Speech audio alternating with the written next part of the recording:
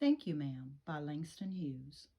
She was a large woman with a large purse that had everything in it but hammer and nails. It had a long strap, and she carried it slung across her shoulder. It was about 11 o'clock at night, and she was walking alone when a boy ran up behind her and tried to snatch her purse. The strap broke with a single tug the boy gave it from behind. But the boy's weight and the weight of the purse combined caused him to lose his balance, so instead of taking off full blast as he had hoped, the boy fell on his back on the sidewalk and his legs flew up. The large woman simply turned around and kicked him right square in his blue jean sitter.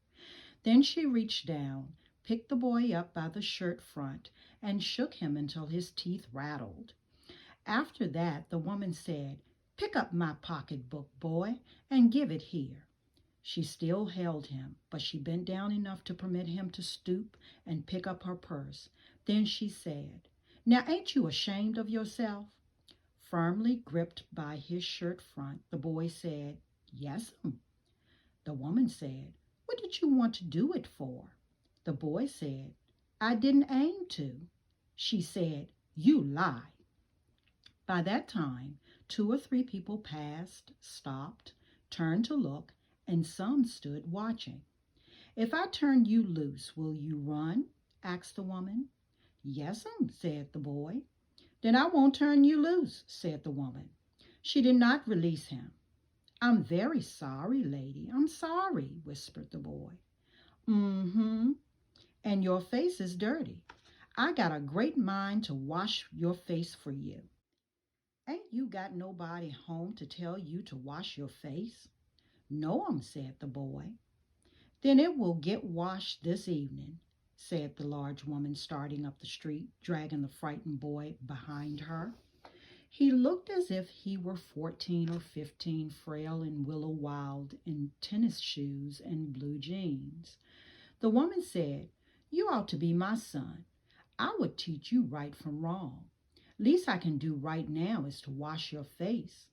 Are you hungry?" "No'm," said the boy being dragged. "I just want you to turn me loose."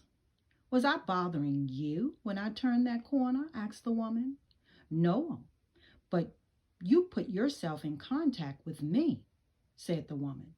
"If you think that contact is not going to last a while, you got another thought coming.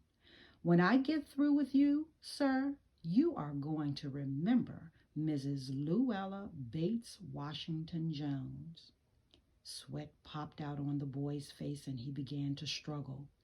Mrs. Jones stopped, jerked him around in front of her, put a half Nelson around his neck, and continued to drag him up the street.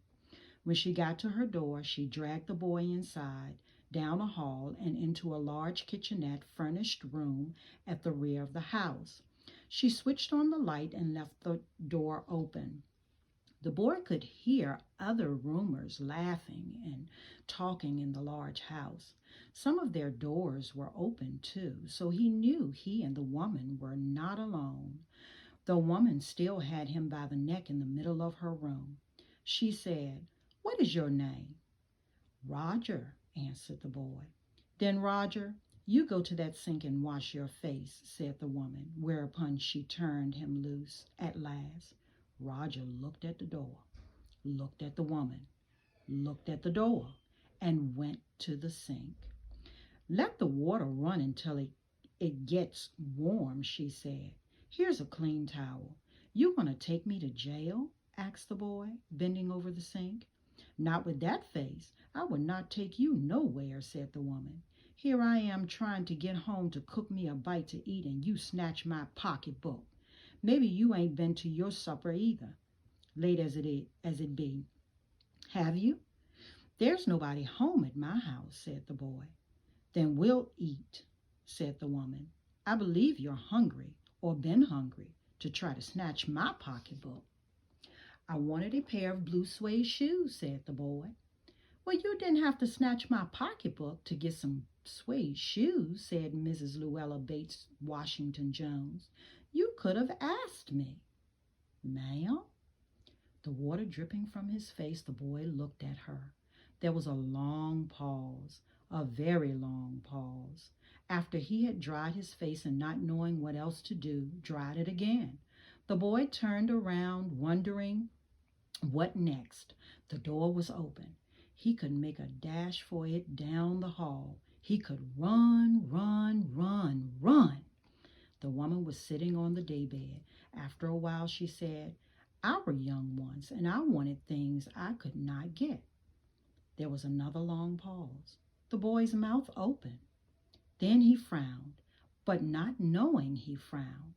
The woman said, You thought I was going to say, but, didn't you? You thought I was going to say, but I didn't snatch people's pocketbooks. Well, I wasn't going to say that. Pause, silence.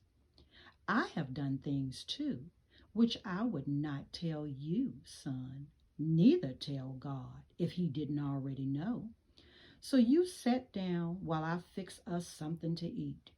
You might run that comb through your hair so you will look presentable. In another corner of the room, behind a screen, was a gas plate and an ice box. Mrs. Jones got up and went behind the screen.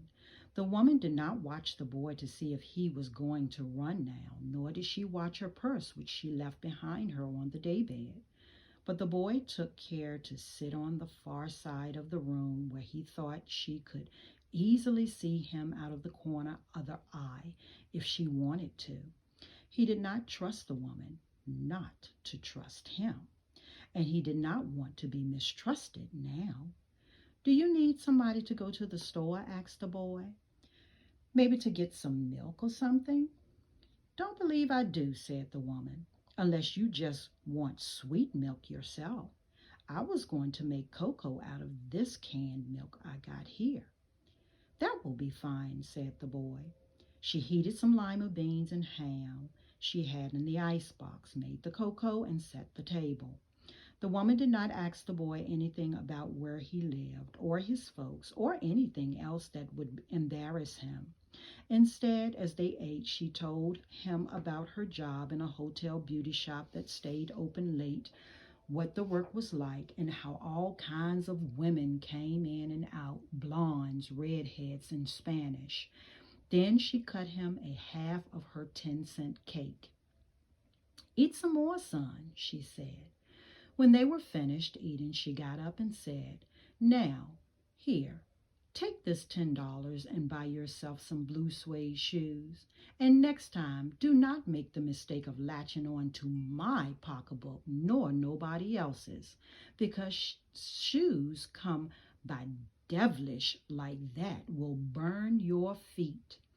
I got to get my rest now, but I wish you would behave yourself, son, from here on in." She led him down the hall to the front door and opened it. "Good night. Behave yourself, boy," she said, looking out into the street. The boy wanted to say something else other than "Thank you, ma'am," to Mrs. Luella Bates Washington Jones, but he couldn't do so as he turned at the barren stoop and looked back at the large woman in the door. He barely managed to say "Thank you" before she shut the door, and he never saw her again.